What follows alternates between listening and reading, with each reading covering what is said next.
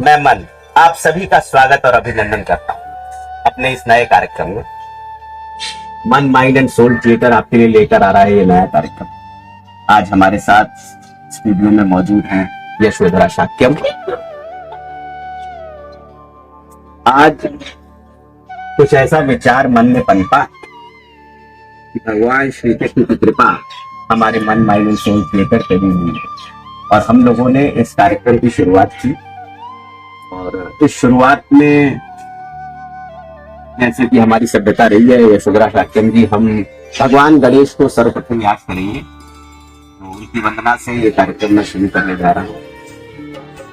प्रणम्य शीर्षा देवम गौरी पुत्रम विनायकम भक्तावासम स्मरे नित्यम मायुर्कामार्थ प्रथमं वक्रतुंडम च एकदंतं द्वितीयकं तृतीयं कृष्णपिंडाक्षं गजभक्तं चतुर्थकं लंबोदरं पंचमं च षष्ठं विकटमेव च सप्तमं विघ्नराजेन्द्रं इंद्रवर्णं तथा नवमं भालचंद्रं च दशमं तु विनायकम् एकादशं गणपतिं द्वादशं द्रौपदान् द्वादशैतानि नामानि त्रिसन्धिं यः पठेन्नरः न च विघ्न भयं तस्य सर्वसिद्धि विद्यार्थी लभते विद्यां धनार्थी लभते धनम पुत्रार्थी लभते पुत्रान् मोक्षार्थी जपेत गणपति स्तोत्रम षड्कर्मासे फलं लभते संवत्सरेण सिद्धिं च लभते नाथ अष्टभ्यो ब्रह्मणेभ्यश्च लिखित्वा समे समर्पयेत् तस्य विद्या भवेत् सर्वा गणेशस्य प्रसादात्। ओम एकदंताय विद्महे वक्रतुंडाय धीमहि तन्नो दन्ति। और भगवान गणेश को नमन करते हुए हम इस कार्यक्रम का शुभारंभ कर रहे हैं। हमारे साथ यशोधरा शाक्यम जी हैं और हमारी ऐसी प्रेरणा हुई है, हमारी ऐसी सोच मिली है कि हम अपने कार्यक्रम की शुरुआत भगवत गीता से करें। और सबसे पहले मैं यशोधरा शाक्यम जी से जानना चाहूंगा कि वो भगवत गीता के बारे में क्या सोचती है। धन्यवाद। सबसे पहले तो आपका धन्यवाद कि आपने इस सोच से मन माइंड एंड सोल का जो पॉडकास्ट है उसकी शुरुआत करी। कोई भी भौतिक कार्य के साथ अगर आध्यात्म जुड़ जाए तो उस भौतिक कार्य की पराकाष्ठा ही अलग होती है। और गीता का सार भी यही है, जिसमें श्री कृष्ण ये कहते हैं कि जो भी काम करो मुझे दिमाग में रख के करो, जो भी करो श्री कृष्ण भावना भावित होकर करो। और जब आप श्री कृष्ण भावना भावित होकर कोई भी काम करते हैं, चाहे वो ऑर्डिनरी हो और एक्स्ट्राऑर्डिनरी हो, एक्स्ट्राऑर्डिनरी तो पता नहीं कहीं पहुंच जाएगा, ऑर्डिनरी जरूर एक्स्ट्राऑर्डिनरी हो जाएगा। तो चाहे हम खाना खाएं तो वो प्रसाद बन जाएगा, चाहे हम खेले कूदे तो वो एक अलग उसकी प्रतिष्ठा उस कार्य की एक अलग लेवल पे जाएगी। अगर हम पढ़ाई करें तो उसकी प्रतिष्ठा एक अलग लेवल पर जाएगी। तो गीता का सार ही है और वो हमारे मन माइंड एंड सोल का जो विजन है उससे काफी मिलता है। तो मेरे ख्याल से शायद इसलिए आपने सोचा कि क्यों ना इसकी शुरुआत आध्यात्म से की जाए। बिल्कुल, क्योंकि मुझे भी ऐसा लगता है कि ये कृपा का जो तत्व है वो किसी भी संस्था या किसी भी इंसान के जीवन में बहुत अनिवार्य है। क्योंकि हम सब कहीं ना कहीं अपने आप को लाइफ में जीवन में सक्षम पाते हैं और कहीं कहीं सक्षम नहीं भी पाते। बहुत सी ऐसी चीजें हैं जो एक आम इंसान को लगता है कि ये मेरे बस में नहीं, तो आखिर वो किसके बस में।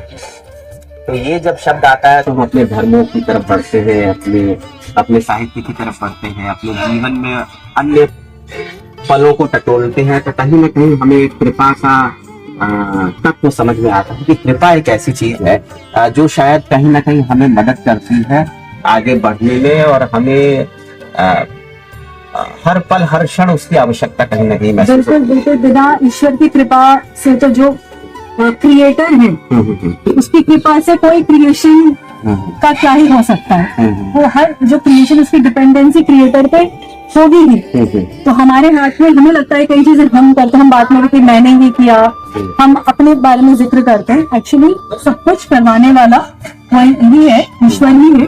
और जब तक वो ना चाहे तब तक कुछ नहीं हो सकता, और वो चाहे तो क्या नहीं हो सकता। और जहाँ तक भगवत गीता का सवाल है तो हमने ये सोचा है कि हर एक श्लोक हम लें और उसके बारे में हम चर्चा करें। पहले श्लोक में आने से पहले मैं इस भगवद गीता की कुछ चीजें बताना चाहूंगी जो शायद लोगों को मालूम ना हो और जो बहुत ही इंटरेस्टिंग फैक्ट्स है। तो पहले तो उसकी भूमिका शेयर करना चाहूंगी कि भगवद गीता जो है, लोगों को लगता है कि सबसे पहले जब हम पूछते हैं कि श्री कृष्ण ने किसे बोला, तो लोगों को दिमाग में सबसे पहले अर्जुन ही आते हैं। अगर हम इसी भक्ति वेदांता जी की लिखी हुई Bhagavad Gita as it is यथा रूपी जिसे कहते हैं वो पढ़ें, तो हमें समझ में आएगा कि भगवद गीता जब ये कायनात, ये पूरी सृष्टि की रचना हुई, श्री कृष्ण ने तभी इसकी चर्चा की। ठीक है, और ये गुरु शिष्य परंपरा के द्वारा एक लेवल से दूसरे लेवल जब जाएगी, इस तरह से उन्होंने सोचा। ठीक है, और सबसे पहले तो कैसे वो गुरु शिष्य परंपरा हुई और किस श्री कृष्ण सबसे पहले किसको बोला, फिर किसे, उस पर हम किसी और दिन चर्चा करेंगे। आज मैं खाली यहाँ जिक्र करूंगी कि ये यूं हुआ तो अर्जुन वो पहले इंसान शख्स नहीं है जिनको इन्होंने बोला। दूसरी बात ये है कि क्यों ये इतना जरूरी है, हमें क्यों पढ़नी चाहिए। इसलिए नहीं कि क्योंकि हमारे पूर्वजों ने बोला कि नहीं पढ़ो, ये इसलिए पढ़नी चाहिए क्योंकि अगर ये पढ़ लिया तो और किसी शास्त्र को पढ़ने की जरूरत नहीं। इसे सिर्फ एक आध्यात्मिक किताब न ले, इसे एक गाइड है कि जिंदगी में अगर कॉर्पोरेट वर्ल्ड में कहीं फंस गए तो आप इसको पढ़िए। अगर रिलेशनशिप, चाहे वो गर्लफ्रेंड हो, वाइफ हो, माँ बाप हो, रिलेशनशिप में कहीं आके फंस गए तो आप इसको पढ़िए। कहीं पे आपका मन कर रहा है कि कुछ गलत करूं, लेकिन कहीं ना कहीं कॉन्शियस कर रहा है कि मत कर, जब एक असमंजस में फंस गए तो आप भगवद गीता पढ़िए। और कब कौन सा चैप्टर किस चीज के लिए पढ़ना है वो तो भाई तभी समझ में आएगा जब आप सारी किताब पढ़ चुके हैं। ठीक है, तो इसीलिए ये जरूरी है। इसे ये ना माने कि ये एक इस मजहब के लोगों के द्वारा आई है तो नहीं पढ़े या पढ़े, उसके साथ इसका कोई लेना देना ही नहीं है। और सबसे महत्वपूर्ण चीज ये है कि ये एक ऐसी किताब है जो सीधा, ये कोई वाया नहीं कि किसी ने बोला, फिर किसी ने मतलब किसी ने उसको देखा, फिर अपने घर गए, फिर उसके बारे में लिखा एक बायोग्राफी के तौर पे। It is not like that, you know, it is something जहाँ पे श्री कृष्ण अपने मुख से खुद बता रहे हैं और उसी की एज इट इज कैप्चर्ड किताब है श्री भगवद गीता, जो बिल्कुल प्योर है, अनअडल्ट्रेटेड है। आपको मैं भी जो बताऊंगी वो मैं अपने मन से नहीं बताऊंगी कि मुझे यूं लगता है, ऐसे हम कुछ भी नहीं करने वाले। जो श्री कृष्ण को लगा, जो धृतराष्ट्र ने देखना चाहा, जो संजय ने देखते हुए उन्हें बताया और जो अर्जुन ने सुना, यही हम बताएंगे। इसी को सिंपल वे में लोगों तक हम यही पहुंचाएंगे। और हाँ, इससे हमें क्या सीख मिलती है वो तो हम बोलते बोलते ही जब हम इसकी चर्चा करेंगे अपने आप ही समझ जाएंगे कि श्री कृष्ण हमें क्या समझाना चाहते हैं। तो इसीलिए ये महत्वपूर्ण है। तो चलिए, जैसा कि मैं भी समझ पा रहा हूँ, कुछ न कुछ कृष्ण तत्व को हम सभी दर्शक समझने की कोशिश करते हैं यशोधरा तात्पर्य जी के माध्यम से, और इस परम पूजनीय ग्रंथ भगवद गीता के माध्यम से कृष्ण तत्व को समझने का थोड़ा सा प्रयास करते हैं। तो हम लोग प्रथम श्लोक से शुरू करेंगे। हाँ, तो सबसे पहले तो इस भगवद गीता में 18 अध्याय हैं और हम पहले अध्याय से अब शुरू करेंगे। और पहले श्लोक पे आने से पहले जरा बता दो, जो कि कई लोगों को मालूम है कि पहले अध्याय में आखिर होता क्या है, एक समरी जैसे। तो इसमें ये है कि एक विजुअलाइज हम कर सकते हैं। हमने कई सीरियल्स भी देखे हैं महाभारत लेकर, तो इमेजिन करिए कि कुरुक्षेत्र का मैदान है, वो युद्ध स्थल है और वहाँ पे एक सेना कौरवों की है, उधर पांडवों की सेना है और धनुर्धारी अर्जुन जो सर्वश्रेष्ठ है, जिन्हें अपने टैलेंट मतलब कोई डाउट ही नहीं है किसी को, ये सबसे बेहतरीन धनुर्धारी है। वो उनको पता है कि मैं लड़ूंगा तो मैं विजय प्राप्त करूंगा ही, फिर भी विजय से में उनको इंटरेस्ट नहीं है। उनको दुख, उल्टा डिसअपॉइंटमेंट इस बात का है कि विजय at what cost, at what price, कि मैं अपने कजिन्स को मार दूं अपना ये दिखाने के लिए कि हाँ मैं धर्म के रास्ते पे हूँ, या मैं शक्तिशाली हूँ, या मेरी टीम ज्यादा पावरफुल है। ये कॉस्ट को पे करके मैं ये करने वाला हूँ। अपने कजन्स को मार के, जिनके साथ मैं खेला, ठीक है हमारे मन मुटाव है, डिफरेंस ओपिनियन ये है, लेकिन इसका मतलब ये कि मैं इनको मार नहीं डालूं, मतलब इस लेवल पे चला जाऊं। तो वो डाउट वो किसको बताते हैं? श्री कृष्ण को, जो उनके सबसे प्रिय मित्र हैं। और ये भी एक बात मन में उठ सकती है कि इतने भाई होते हैं भी श्री कृष्ण ने ये भगवत गीता अर्जुन को ही क्यों बताई? तो क्योंकि वो भी एक तरीका है श्री कृष्ण का हमें बताना कि वो उनके हो जाते हैं जो उनमें सरेंडर करते हैं। तो हालांकि युधिष्ठिर भी उनकी एक महापुरुष की गुणवत्ता समझते हैं, भीम भी समझते हैं, नकुल सहदेव भी समझते हैं, ये सब तो श्री कृष्ण के ही कजन्स हैं, उन्हीं के साथ खेले हैं, उनको अपना माना है। लेकिन जिस तरह से अर्जुन ने अपना सरेंडर किया है, रिस्पेक्ट प्रेम वगैरह श्री कृष्ण को दिया है, उसको मद्देनजर रखकर उनको लगा कि यही सबसे पहला वो है इंसान जिसको मैं ये बताऊं। और ये भी बताने की जरूरत क्यों आन पड़ी श्री कृष्ण को? क्यों जब सृष्टि के निर्माण के टाइम ही बता दिया, तो फिर आज से 5000 साल पहले फिर मनुष्य रूप धारण करके वैकुंठ धाम से यहाँ पृथ्वी लोक पर आकर उनको क्या जरूरत है बताने की? वो इसलिए है क्योंकि गुरु शिष्य परंपरा जैसे चलनी चाहिए थी वैसी नहीं चली कि ये मैं इसको बताऊंगा, फिर वो इसको बताएगा, फिर ये इसको बताएगा, और जैसे जैसे बताया है वैसे वैसे वो कलयुग के अंत तक या जब तक सृष्टि रहे तब तक वो वैसा ही चलेगा। लेकिन ऐसा नहीं हुआ। जैसे चाइनीज एक्सपर्ट नहीं कहते कि कुछ किसी के काम में बताते हैं, वो चौथे पांचवे तक जाते जाते कुछ और ही बन जाता है। फिर शायद पहले वाले को इंटरव्यू करना पड़ेगी, मैंने ये नहीं बताया था, मैंने तो ये बताया। तो ये बताने के लिए वो फिर 5000 साल पहले आए और आकर अपने सबसे प्रिय मित्र बोल लो, शिष्य बोल लो, जो भी बोल लो, सबसे प्रिय तो बोला कि मैं इन्हें बताऊं। और अर्जुन के मन में भी वही जिज्ञासा, ये जिज्ञासा मेरे ख्याल से किसी के मन में आई भी नहीं। जहाँ जिज्ञासा है वहीं उत्तर भी है। तो उन्होंने उनसे पूछा और उन्होंने बताया। एक श्लोक में मेरे ख्याल से श्री कृष्ण ने कहा है कि यदा यदा हि धर्मस्य ग्लानिर्भवति भारत अभ्युत्थानम धर्मस्य तदात्मानं सृजाम्यहम्। जब जब धर्म की हानि होती है और अधर्म का बोलबाला होता है, तब तक मैं इस सृष्टि पे आता हूँ। तो गीता के इस उपदेश के साथ और आपके बोलते बोलते मुझे भी ये याद आ गया ये श्लोक। इसका मतलब मुझे लग रहा है अब हम लोग सही चरण में चल रहे हैं। और हम लोग ये श्लोक बिल्कुल एप्ट है। इसी वजह, that is the main reason that he had to come. मेरे को फिर से आता है, फिर से समझाना पड़ेगा। और फिर जो सक्सेशन हुआ है, डिसिप्लिन सक्सेशन कहते हैं इंग्लिश में, गुरु शिष्य परंपरा कहते हैं हिंदी में। तो वो अभी इसी भक्ति वेदांता तक से पहुंचा, जिनकी लिखी हुई किताब हम पढ़ रहे हैं। चलिए तो आते हैं सबसे पहले श्लोक में। मैं पढ़ता हूँ। बिल्कुल आप पढ़िए। धर्म क्षेत्रे कुरुक्षेत्रे समवेता योत्सवः मामका पांडवाश्चैव किम कुर्वति संजय। धृतराष्ट्र हुआ, धृतराष्ट्र ने ये बोला। बिल्कुल, जहाँ धृतराष्ट्र उवाच है यानी धृतराष्ट्र ने बोला, जहाँ संजय उवाच है वहाँ संजय उत्तर दिया।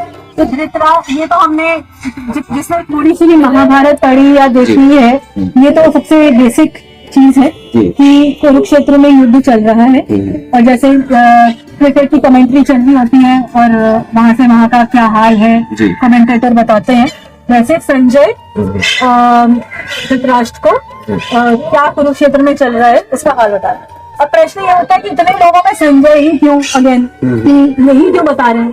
तो इसका उत्तर ये है कि संजय वेद व्यास के शिष्य थे और उन्हें ये वरदान मिला था कि वो दूर से इसके बारे में जो भी चल रहा हो वो धृतराष्ट्र को बता सके। तो तभी वो बताते हैं। और धृतराष्ट्र जो ये आपने जो पहला श्लोक पढ़ा जी, इसमें एक्चुअली धृतराष्ट्र की मंथन स्थिति के बारे में बात है। अच्छा, कि वो क्या सोच रहे हैं, पहला श्लोक ही उसके बारे में। तो धृतराष्ट्र गीता, भगवत गीता जो है या महाभारत जो है, आप अगर कहीं पे हमने किसी को विलेन मान लिया है, कहीं पे किसी को हीरो मान लिया है, बट एक्चुअली आप अगर अपने आप को हर कैरेक्टर के अंदर डालकर देखें तो आपको लगेगा कि यार इसने अपनी तरह से तो ऐसा ही किया है, शायद मैं भी यही करता। इनका कहीं ना कहीं आप शकुनी की जगह पे भी खुद को रख के देखें, उसके साथ भी जो पहले हुआ है, तो कहीं हो सकता है इंसान अपने तहश में आकर ऐसी चीजें करें। तो यहाँ पे हम ये बात नहीं करेंगे कि कौन सही है कौन गलत है, किसने ठीक सोचा, हम इस पे चर्चा नहीं कर रहे हैं। हम सिर्फ इतने पे ही चर्चा करेंगे कि एसी भक्ति वेदांता जी ने क्या लिखा है, एक श्लोक का क्या हमें संक्षिप्त में समराइज करके उसका अर्थ क्या बताया है, ये इतने पे ही हमारा हम उस पे ही कॉन्सेंट्रेट करेंगे। तो यहाँ पे समझ लीजिए एक पिता है, वो है धृतराष्ट्र, और उसके भाई है पांडु, तो उसके भतीजे हो गए पांडव, ठीक है, और अपने बेटे हो गए कौरव। तो बहुत ही नॉर्मल बात है कि उनको लगेगा कि मुझे फर्क नहीं पड़ता धर्म अधर्म और क्या है, जीते तो मेरे बेटे ही जीते, और शायद हम कोई भी पिता ऐसे ही सोचेगा, तो उन्होंने भी वैसा सोचा।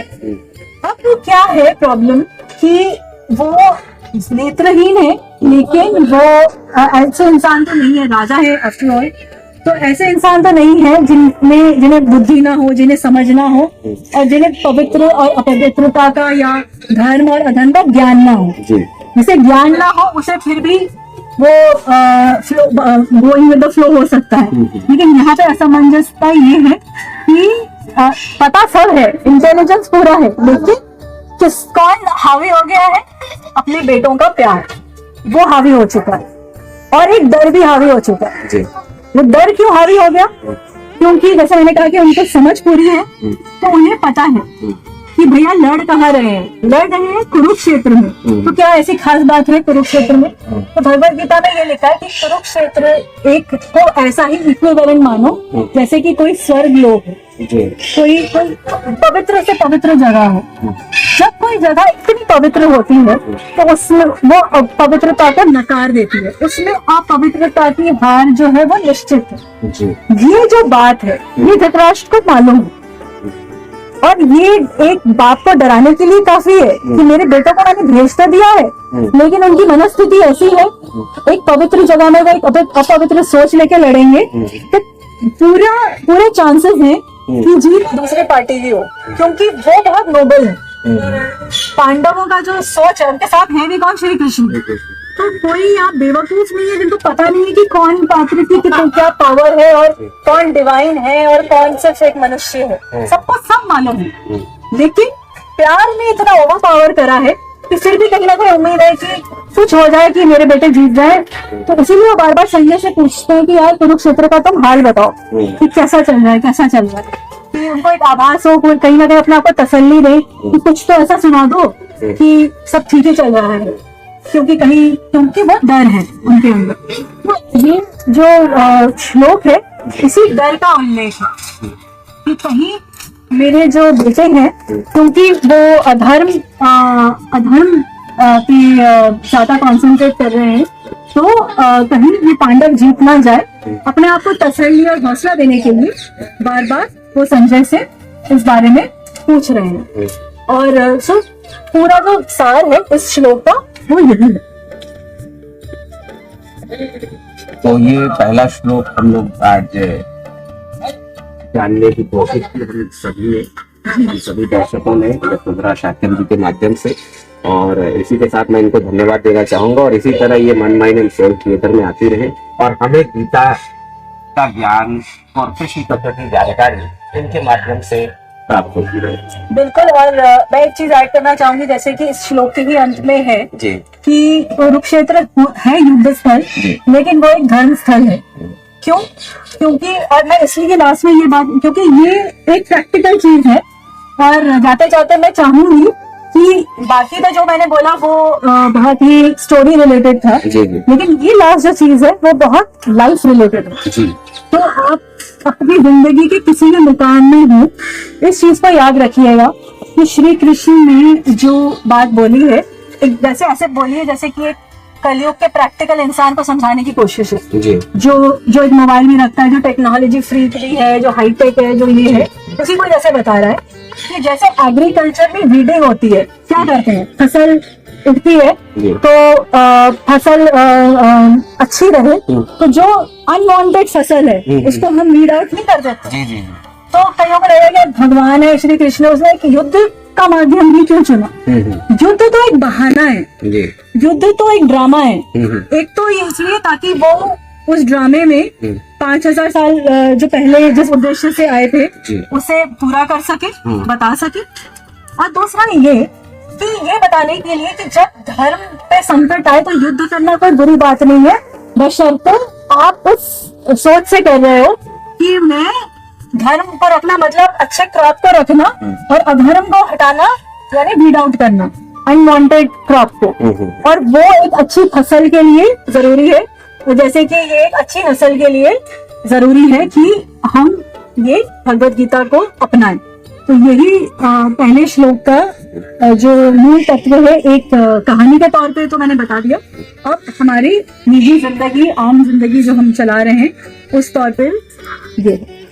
चलिए, ये थी हमारे साथ यशोधरा साक्षर जी, और इसी विश्वास के साथ कि हम भगवान श्री कृष्ण को अपने जीवन में उतारेंगे और गीता के सार को समझने का प्रयास करते रहेंगे। आज के लिए मैं आप सभी से धन्यवाद लेता हूँ। मन, माइंड एंड सोल थिएटर आपके लिए इस तरह के और भी कार्यक्रम बहुत जल्द लेकर आ रहा है। बहुत बहुत धन्यवाद। धन्यवाद।